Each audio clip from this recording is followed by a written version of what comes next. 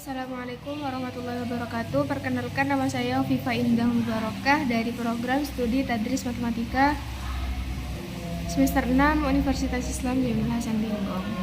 Saya akan menjelaskan materi ke-7 pada mata kuliah penelitian kualitatif yang diampu oleh Ibu Wahyu Lestari, MPD. Langsung saja pada materinya, yaitu desain pedoman instrumen. Nah, instrumen data yang dilakukan dalam penelitian kualitatif ini bersifat fleksibel dan sesuai dengan kondisi di lapangan. Tapi bisa jadi juga sebuah instrumen ini mengalami perubahan ketika data di lapangan berkembang, sehingga instrumen ini harus menyesuaikan dengan kondisi yang ada di lapangan. Oleh karena itu, kadang instrumen penelitian sering disebut dengan instrumen pedoman observasi, pedoman wawancara, pedoman dokumentasi, dan juga pedoman fokus group discussion, karena sifatnya yang hanya sebagai pedoman peneliti dalam pengumpulan data. Langsung saja kita akan membahas yang pertama, yaitu desain instrumen pedoman observasi.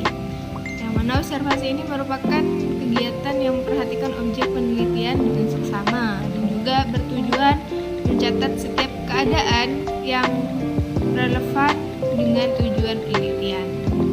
Nah, observasi ini dapat dilakukan dengan melihat langsung kegiatan sehari-hari informan dan juga dapat mencatat secara bersamaan adanya kejadian tertentu.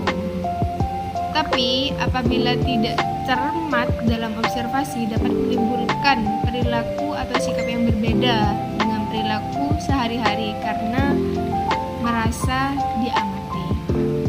Nah, untuk menggunakan observasi, cara yang paling efektif yaitu melengkapi dengan format atau belangko pengamatan sebagai instrumen pertimbangan. Nah, oleh karena itu diperlukan suatu pedoman observasi yang dapat meminimalisir keadaan sehingga apa yang diamati ini berjalan secara alami. Untuk yang kedua ada desain instrumen pedoman wawancara. Sebelumnya saya sudah menjelaskan mengenai wawancara. Nah, pada desain ini memiliki tingkat kemudahan sendiri karena wawancara tidak melakukan perhitungan secara statistik, tetapi wawancara ini membutuhkan waktu yang relatif lama. Karena itu diperlukan suatu pedoman yang dapat meminimalisir keadaan sehingga informan yang diwawancarai terlihat santai dan menjawab secara apa adanya. Nah, wawancara yang digunakan sebagai teknik pengumpulan data ini ingin melakukan studi pendahuluan untuk menemukan permasalahan yang harus diteliti.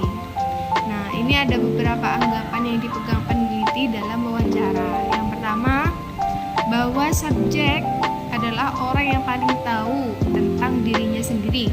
Yang kedua, bahwa apa yang dinyatakan oleh subjek kepada peneliti adalah benar dan juga dapat dipercaya.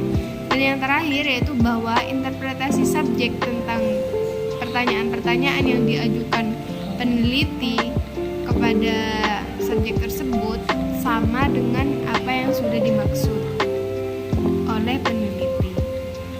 Nah, hal ini dibutuhkan agar wawancara tidak melebar atau tidak fokus pada permasalahannya. Yang ketiga ada desain instrumen pedoman dokumentasi. Nah, dokumentasi kan dapat diperoleh melalui berbagai macam sumber lewat fakta yang tersimpan dalam bentuk surat, catatan harian, arsip foto, hasil rapat, indera mata, jurnal, atau masih banyak lagi dokumen-dokumen yang tersimpan. Nah, informasi ini mengenai tempat tinggal, alamat, latar belakang, diberikan. Nah, instrumen penelitian dokumentasi ini dapat memberikan gambaran berbagai informasi tentang informan pada waktu lampau. Nah, menyajikan informasi mengenai hubungan informasi pada masa lampau dengan keadaan yang sekarang, dan juga dapat merekam berbagai jenis data tentang informan. Nah, tetapi pada desain dokumentasi ini memerlukan validitas dokumentasi untuk mengetahui kesohihan dokumentasi, dan kadang juga tidak lengkap sehingga dapat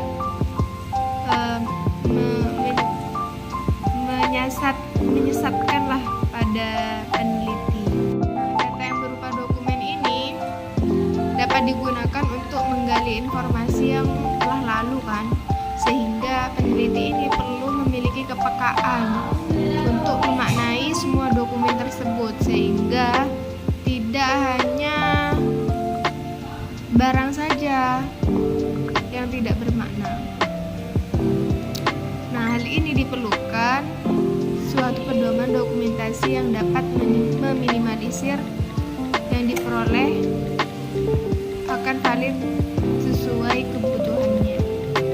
Itu diperlukan juga suatu pedoman dokumentasi yang dapat meminimalisir keadaan sehingga dokumen yang diperoleh valid sesuai dengan kebutuhannya.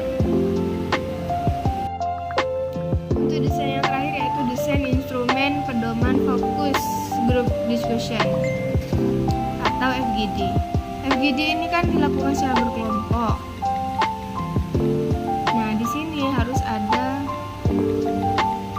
moderator yang memimpin jalannya diskusi tersebut agar diskusi berjalan dengan benar.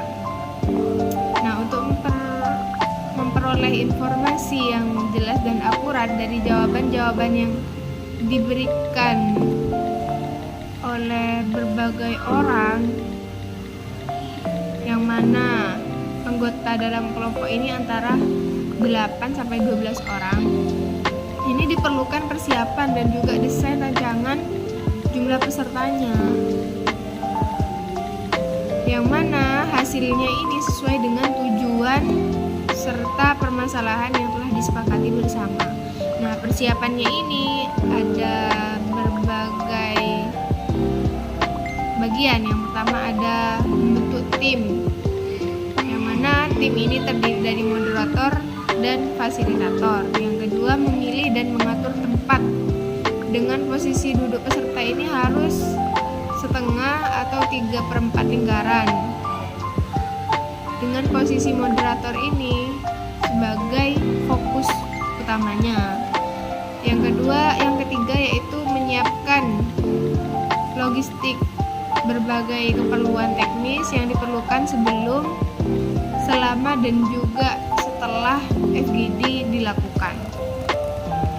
Yang keempat adalah jumlah peserta, yang mana khasnya biasanya terdiri dari 7 sampai 11 orang. Yang kelima yaitu requirement peserta atau homogen atau heterogen, tergantung dengan tujuan awal diadakannya FGD tersebut. Dan yang terakhir yaitu menyusun pertanyaan FGD agar diskusi ini berjalan dengan terstruktur, tidak keluar dari tujuan yang sudah ditentukan, agar hasil dari FGD tersebut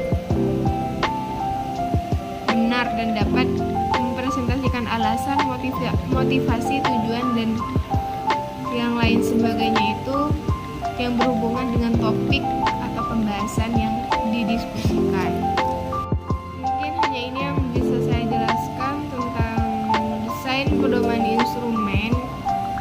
Kurang lebihnya mohon maaf. Wassalamualaikum warahmatullahi wabarakatuh.